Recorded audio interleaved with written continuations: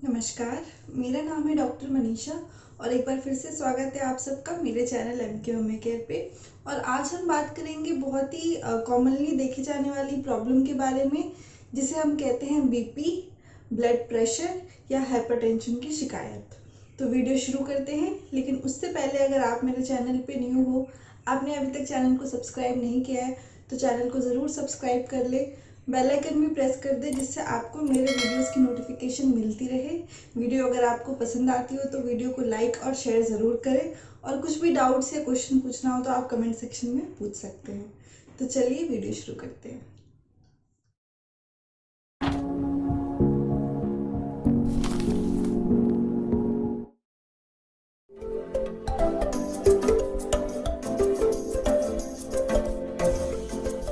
Hypertension यानी कि high BP के बारे में जानने से पहले हम ये देख लेते हैं कि बीपी यानी कि ब्लड प्रेशर क्या होता है।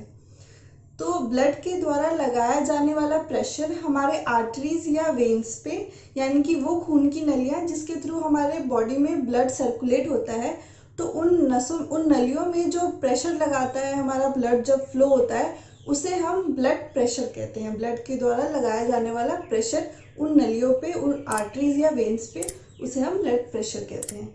इसे हम ईजिली और समझें तो जो हमारा हार्ट है वो कंटिन्यूसली जो है एक कॉन्ट्रैक्शन एंड रिलैक्सेशन का प्रोसेस फॉलो करते रहता है। कॉन्ट्रैक्ट होता है, फिर रिलैक्स होता है, कॉन्ट्रैक्ट रिलैक्स, ये चलते रहता है हार्ट में, और इसके थ्रू ही जो है पूरी बॉडी में ब्लड सर्कुलेट होता है। तो जब भी हार्ट कॉन्ट्रैक्ट करता है, जब भी हार्ट पंप करता है, तो जैसे ही वो ऐसे कॉन्ट्रैक्ट करता है, पंप करता है, तो उसमें जो भी ब्लड भरा हुआ होता है हार्ट में, वो सडनली रश होके बाहर निकलता है और जो आर्टरीज कनेक्टिंग होती है उनमें चला जाता है। तो जैसे ही ब्लड आर्टरीज में जाता है तो एक सडन प्रेशर लगाता है हमारे आर्टरीज पे, जिसे हम सिस्टोलिक ब्लड प्रेशर बोलते हैं। यानी कि ब्लड प्रेशर का ऊपर का जो लिमिट होता है उसे हम सिस्टोलिक ब्लड प्रेशर बोलते हैं। तो वो आर्टरीज पे लगाया जाता है, और जैसे ही हार्ट पंप होने के बाद रिलैक्स होता है, तो उनमें जो हार्ट में जो है वापस से खून भराता है, ब्लड भराता है, और वो जो है वेन्स के थ्रू आता है।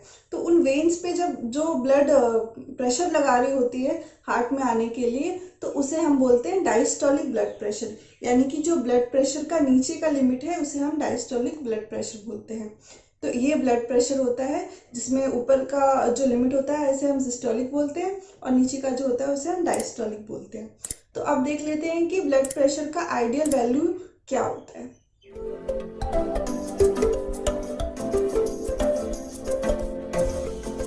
ब्लड प्रेशर का नॉर्मल वैल्यू या फिर आइडियल वैल्यू है 120/80 mmHg plus minus 10 mmHg।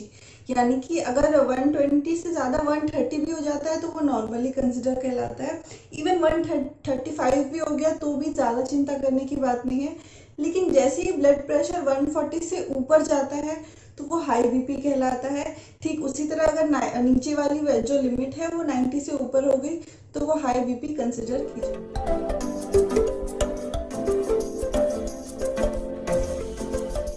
Types of blood pressure देख लेते हैं, और इसी में आपके कॉजेज भी कवर हो जाएंगे। तो दो टाइप के ब्लड प्रेशर हो सकते हैं, primary blood pressure and secondary blood pressure. Primary blood pressure जो है वो कॉमन होता है, 90 to 95 केसेस में यही देखा जाता है, प्राइमरी ब्लड प्रेशर ही देखा जाता है। और इसमें क्या होता है कि ये जेनेटिक हो सकता है, जेनेटिक रीजंस की वजह से हो सकता है, या फिर आपके लाइफस्टाइल की वजह से हो सकता है। आपकी लाइफस्टाइल बहुत ज़्यादा सेडेंटरी हो, आप बिल्कुल भी एक्सरसाइज नहीं करते हो, या आप ओवरवेट हो गए हो, आपको स्मोकिंग या अल्कोहल की आदत हो, आप बहुत ज़्यादा जंक खाते हो, या स्ट्रेस या एंजाइटी बहुत होती रहती हो आपको, तो इसके वजह से अगर आपका बीपी बढ़ रहा है तो ये प्राइमरी ब्लड प्रेशर कहलाता है। अब देख लेते हैं कि सेकेंडरी ब्लड प्रेशर हम किसे कहते हैं। तो सेकेंडरी ब्लड प्रेशर में कुछ ना कुछ एक और डिजीज होती है, एक बीमारी होती है बॉडी में, और जिसकी वजह से बीपी आपका बढ़ने लगे तो वो सेकेंडरी ब्लड प्रेशर कहलाता है। यानी कि अगर क्रॉनिक किडनी डिजीजेज में जो होता है बीपी बढ़ जाता है, या अगर आपको शुगर की प्रॉब्लम हो, थायराइड की प्रॉब्लम है और उसकी वजह से बीपी बढ़ रहा हो आपका, तो वो हो सकता है सेकेंडरी ब्लड प्रेशर, या हार्मोनल इश्यूज की वजह से बढ़ रहा हो तो सेकेंडरी ब्लड प्रेशर कहलाता है।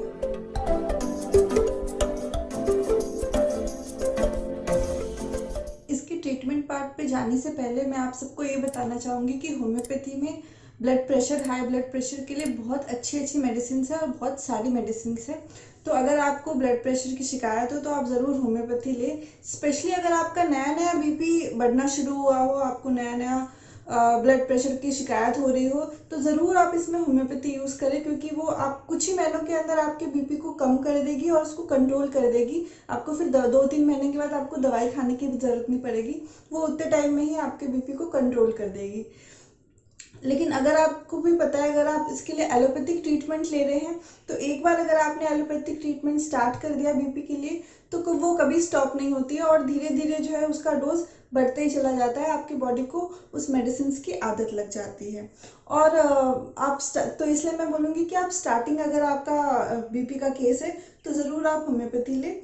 और सिर्फ स्टार्टिंग केस में नहीं है, अगर आप बहुत लंबे टाइम से भी अगर आप बीपी की दवाई ले रहे हैं तो भी आप होम्योपैथी ले सकते हैं। दोनों मेडिसिन को साथ साथ खानी है, धीरे धीरे करके एलोपैथिक मेडिसिन की डोज कम होगी और वो इवेंचुअली बंद भी हो जाएगी। लेकिन ये आपको खुद से नहीं करना, आपको मेडिसिन खुद से डिसाइड नहीं करनी है। आप एक अच्छे होम्योपैथिक डॉक्टर से मिले, उनसे कंसल्ट करें और वो फिर आपको जैसे डोजेस बताते हैं आप उस तरीके से अपना मेडिसिन लें। तो अब देख लेते हैं कि होम्योपैथी में इसका क्या ट्रीटमेंट है। तो मैं आपको बताऊंगी एक बहुत ही अच्छे मदर टिंचर कॉम्बिनेशन के बारे में, जो कि बहुत ही अच्छा असर करती है किसी भी बीपी के केसेस में। तो उसमें जो है सबसे पहली मेडिसिन है क्रेटेगस मदर टिंचर।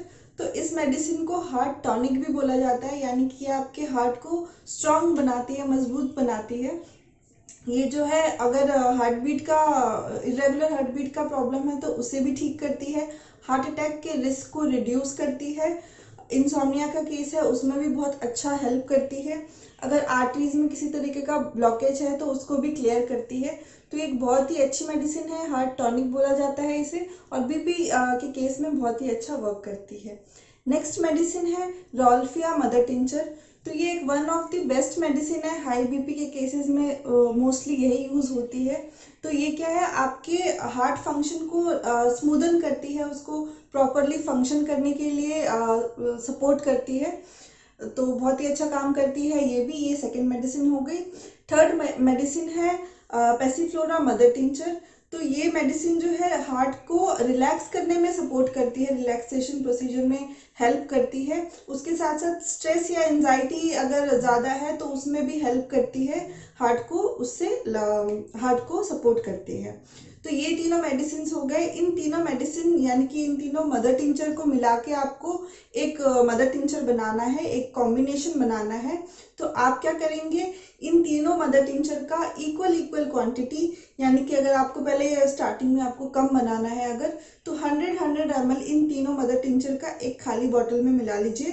100 ml जो है आप क्रेटेगस के डाल दीजिए, 100 Rauwolfia and 100 Passiflora mother tincture के, तीनों को मिला के आपका 300 ml हो गया। उसको अच्छे से मिक्स कर लीजिए और अब आप ये कॉम्बिनेशन जो है बीपी के लिए यूज करेंगे। तो इसे यूज कैसे करना है, इसकी 20 से 25 बूंदे आपको आधे कप गुनगुने पानी में लेना है और उसे पी लेना है। तो 20 से 25 बूंद आपको आधे कप गुनगुने पानी में डालना है, उसे पी लेना है। ऐसा आपको दिन में 3 बार करना है। और कोशिश कीजिए कि जो आप दवाई है वो आप एम्प्टी स्टमक लें, यानी कि सुबह सुबह आप खाली पेट ले सकते हैं। उसके बाद जब आप 2 टाइम ले रहे हैं तो आप खाने से पहले ये मेडिसिन लें। तो ये मेडिसिन आप कुछ दिन तक लेंगे तो ज़रूर आपका बीपी कंट्रोल में हो जाएगा। ये जो भी मैं ट्रीटमेंट बताती हूँ ये आपके जानकारी के लिए है, लेकिन अगर आपको अपने लिए ट्रीटमेंट लेना है हाई बीपी के केस के लिए या किसी भी केस के लिए, तो आप अपने नज़दीकी डॉक्टर से मिले, उन्हें अपना पूरा हिस्ट्री दे, अपना केस समझा और उसके बाद वहाँ से ट्रीटमेंट ले। या फिर आप नीचे डिस्क्रिप्शन बॉक्स में दिए गए डिटेल्स के थ्रू मुझसे भी कंसल्ट कर सकते हैं और ट्रीटमेंट ले सकते हैं। आशा करती हूँ कि आप सबको मेरा वीडियो पसंद आया होगा। वीडियो में अगर आपको कुछ भी हेल्पफुल लगा हो तो वीडियो को ज़रूर लाइक करें, कमेंट करें और शेयर कर दें अपने फ्रेंड्स एंड फैमिलीज़ में। और अगर अभी तक चैनल सब्सक्राइब नहीं किया तो चैनल ज़रूर सब्सक्राइब कर दें। वीडियो देखने के लिए थैंक यू सो मच। मिलती हूँ नेक्स्ट वीडियो में।